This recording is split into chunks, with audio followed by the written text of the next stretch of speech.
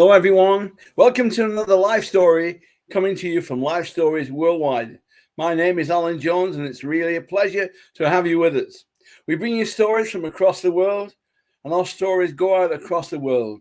We bring you stories of people who've gone through all types of tragedies and situations that have caused problems in their lives, but how those lives have been transformed. We are live on Zoom, Facebook, YouTube, and StreamYard. But you can also watch us on our website, Lifestoriesworldwide.com. That's probably the best place to watch us. Our guest today is from Scotland, Michelle Kellet Smith.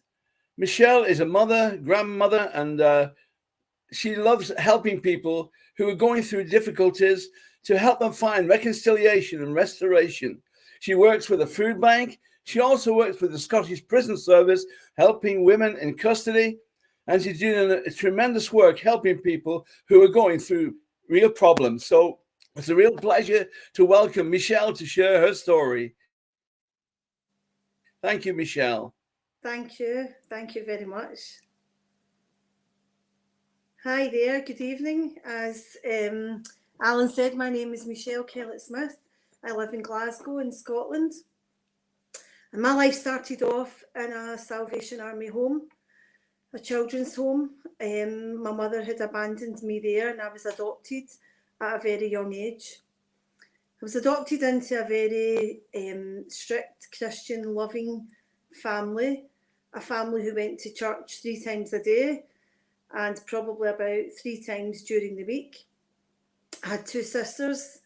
We were deeply loved, and at an early age, I remember my mum, I was watching a programme called The Waltons. Some of you might remember it. It was an American series about a family. And I remember on the Waltons, I was only 5, and we all get bathed in the same bath at the fire. And I remember sitting watching this, and there was a girl in the Waltons, and she was being adopted. And the story, for some reason, caught my attention. And I remember asking my mum what actually was happening. And she took us in her arms and she explained to me that that's exactly what had happened to me, that she had the privilege of choosing me. And when you're 5, you can't really articulate that or make sense of everything like that. And I couldn't really make sense of the story. And I remember on the Sunday after church, my mum had took us to the children's home where she had got us from. And there was children there, and she explained to me then that was like me. And she chose me out of all the babies in that room, that she had actually chose me. But somehow, even at that early age, it was almost like I experienced a trauma. And somehow, growing up, I always felt that I didn't fit in, I didn't belong. I struggled with life. I struggled at school. I was very, very emotional. And somehow deep down inside me, I always wondered who my real mum was, who my dad was, what would my life be like. And I don't know, but my imagination used to run away with me at different times. And growing up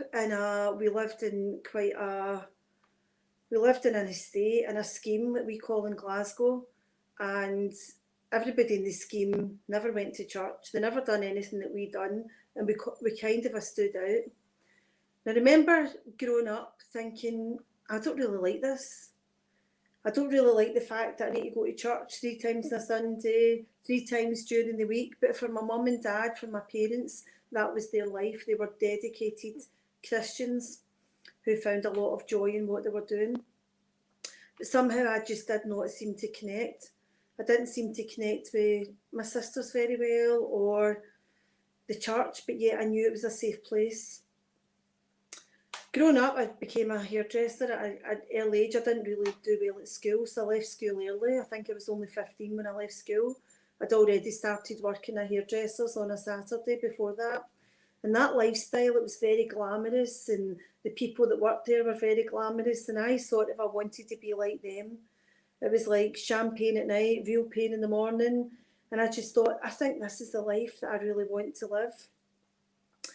But even trying all that, and there was just something, a void, an emptiness, a disconnection, something that I just almost just struggled with. I just didn't seem to connect anywhere at all. So growing up from that, being a hairdresser, I still played the piano in the church every Sunday. I still attended, living in my mum and dad's house.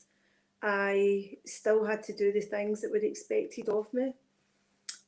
So I started to live a kind of a double life.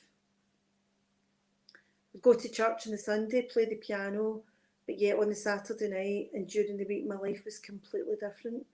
And I tried to hide that, and I done very, very well at hiding it. I made a really good job. Nobody knew anything about the other life that I was living. A lot of my friends at that point had started taking drugs and drinking, and it was rife where we lived.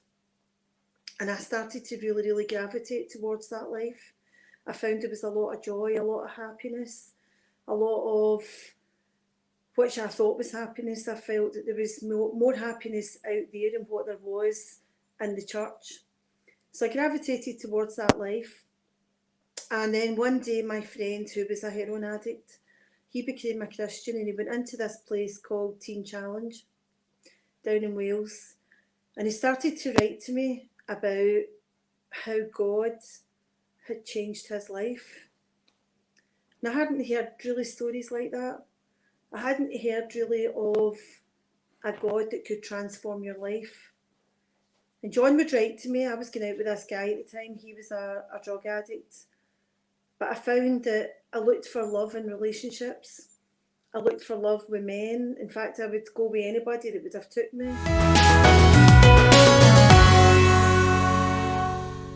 I just had this loneliness, this deep, deep sadness and loneliness within me. And I just looked for it in all the wrong places. And John would write to me from this rehab that he was in, and he would tell me about how God was changing his life. And to be honest with you, I actually thought, I'd never heard anything like this. And I just thought, is this the same person? Is this the same person that I know? I just couldn't fathom it out in my mind. It was just foreign to me. And he spoke about God in a very, very personal way, in a way that I had never heard anyone speak about him before. So he used to write to me and say, Michelle, I'm praying for you. And I would find this absolutely hysterical, that here was John, who was a heroin addict. I think I was in a stolen car with him at one point, and he was telling me that he was praying for me. And all the boys in this rehab were praying for me. And then one Sunday I went to church and I was playing the piano. I'd been out the night before. I was playing the piano, and the man who was speaking that day, I'd never heard anyone speak like this before. And he spoke, and I felt as though every word that he was saying was speaking right into my life. It was almost like he was speaking about me. And I thought, he must know John. John must have told him everything about me. And at the end of the service, the man came up to me and he said, young lady, can I speak to you a minute? And I said, yeah, if you like. And he said, God has shown me very clearly. And I thought, oh, this man has lost it. God has shown him.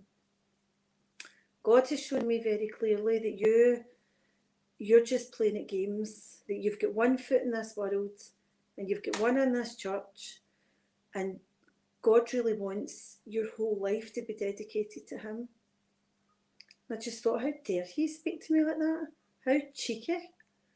And I said, no. I said, that's not me. I said, sorry, you've got the wrong person. And he said, yes, it's you. Anyway, I left the church that day absolutely enraged, fought with my best friend on the way home. And that night I was lying in my bed, and something, the pit of my stomach was going round and round and round like a washing machine. And I thought, I feel actually sick. I feel as though I've been found out. I felt as though I had been caught. And I went and got a Bible, something that I just took to church to look the part. It was like something I just polished every week. I thought, well, I know all the Bible stories. I've been brought up in church. I knew everything really about God, but I didn't really know him in a personal way. And I didn't really actually think that that would be possible. But I remember getting the Bible out and I opened it. And the verses I read were from Revelation, and they said, either be hot or cold, but don't be lukewarm, or I, being God, will spew you out of my mouth. And I remember just shutting my Bible, slamming it shut. And I went on my knees at the side of the bed and I said, God, if you can change my life, if you are real, if you are there, I'm going to ask you to come into my life and change me. I never seen fireworks. I never seen bright lights. I went to my bed, I fell asleep, and I got up in the morning and somehow something within me had changed. I felt clean. I felt changed. There was just, I couldn't put it into words. And all of a sudden, the people that I ran about with, I didn't actually want to run about with them anymore. I wanted to help them. I wanted to tell them that there was a God who was not just somebody pie in the sky, but he could actually come right into your life and change you. But that then began a journey for me. It began a long journey, a journey that it wasn't a tiptoe through the tulips. It was blood, sweat and tears. And there was always something within me. There was always something just longing, empty, lonely. It was almost like a sadness. It was almost like a depression. There was just something there. I just didn't seem to communicate or connect. And I ended up going down to work in a ministry called Teen Challenge down in Wales. I ended up going down there. I ended up in a relationship and I came back to Glasgow, finished the relationship, came back to Glasgow, and then I found out I was pregnant. And that took me on another journey where I became a single parent. I was in a very abusive relationship. And it brought back a lot of feelings of rejection and low self-esteem, and that I was worthless, and the church didn't want to know me. My son's father didn't want to know me. And I just went through this whole years of living as a single parent on my own, feeling that maybe I'd messed up and God didn't want to know me. And one day I decided, I think I'll try and look for my real mum. I think if I could just find my real mum, then that would be healed. Then inside of me would be completely healed. And I went on this big journey to look for my real mum. I went weeks, months, hours searching her through. It wasn't computers in those days. It was, you would have to go and get this microfiche and do all this genealogy research, and that's what I done. And I started to look to go back to church, and I found Christians who would support me and help me. And I started a house group in my house. And through the pastor there, he had wrote a letter to the findings that I had found out where my real mum was. Turned out that she was in Canada. And all of a sudden I had this hope. This hope rose up inside of me. And I thought, once I meet her, I am going to be completely healed. I am going to be whole. And I had all this hope that I had really had since a very, very young age, that one day I'm going to meet my real mum, and one day I am going to be well. And to cut a long story short, word had got to her through a member of the family in Glasgow over in Canada, and she wanted to meet me. And I just thought, this is it. I am going to be healed. I am going to be made completely free from this thing, this emptiness, this loneliness. this thing that's inside me that I couldn't even describe. And I'm going to be healed. And she flew over from Canada and I went to meet her. And I remember thinking, this is it. This is it. And it wasn't. I went to meet her and all she spoke about was herself. All she spoke about was her sad life that she had had and the children that she had had and her broken relationships and how she had felt this real sadness within her for giving me away. And I remember apologising to her and just trying to make her feel better.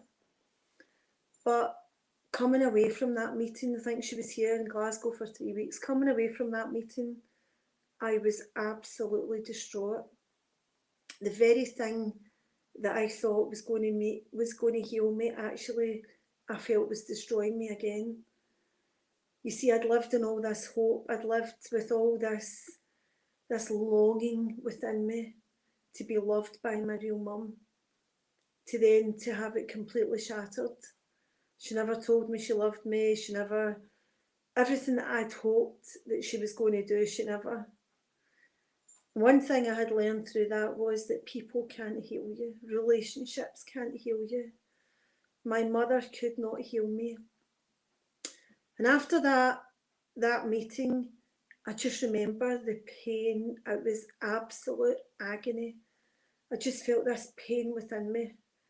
And I spiralled probably into a deep depression.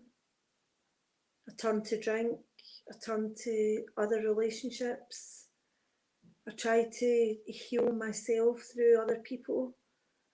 I tried to take away the loneliness and the pain away. I ended up going with married men, ended up in adulterous relationships, old men. I would do everything that I'd never done before. I just thought I just had to get this, just had to find out that somebody loved me. And I lived like that for a long time. And I actually believed that there was no hope for me. I actually believed that there would really be no return for me. I ended up in a relationship with drug dealers and ended up involved in selling drugs with family members, and I just spiraled right out of control. And a lot of people were not very kind to me. People that expected to stand by me and always be there for me. I found out through that time that they weren't really there. But my mum and dad who adopted me, they stood by me through it all, and I was the most horriblest person to them. And I just remember thinking, you know, my life is just one big misery. Just rejected from birth. It was just like, poor me. And you know, this became very real to me. It became a way of life. It became an actual thought pattern. It became a belief in me. It became the narrative of my life. And a lot of people had turned their back on me. And it was almost like the rejection started to breed more and more and more rejection and pain in my life. I remember one night sitting in my house and I just thought, you know what? I need to go to church. I need to go back to church. I'd just come out of an adulterous relationship. All my friends had turned their back on me. They said the most awful things to me. And I remember I couldn't eat, I couldn't sleep, I was drinking, I was just trying to fill that pain, it was like almost like I was self-medicating the mental and the emotional pain that I had within me. And I remember going to church this night, and I remember sitting in the church and the man was preaching, and he was preaching about a story in the Bible about a woman who was caught in adultery. And I remember thinking, oh no, I'm even getting it here now. There's no hope for me at all. And I remember as he was speaking words that Jesus spoke to this woman who she didn't feel like a woman. She had been dragged, she had been caught in the very act of committing adultery. And she was dragged to the feet of Jesus by people who actually wanted to stone her. And Jesus bending down, the story says in the Bible that Jesus bending down, he began to write in the sand. We're not told what he was writing in the sand. But as these people had dragged this woman, she didn't feel like a woman. And neither did I that night. And as the preacher went on, he said, and Jesus began to write on the sand. And he said to the woman, "Woman, where are your accusers?" He gave her identity back. Do you know, at that moment, for the first time in my life, I felt as this man was saying these words that I had an identity. He said, "Woman, where are your accusers?" And as she looked up, she said, "My Lord, they are nowhere to be seen."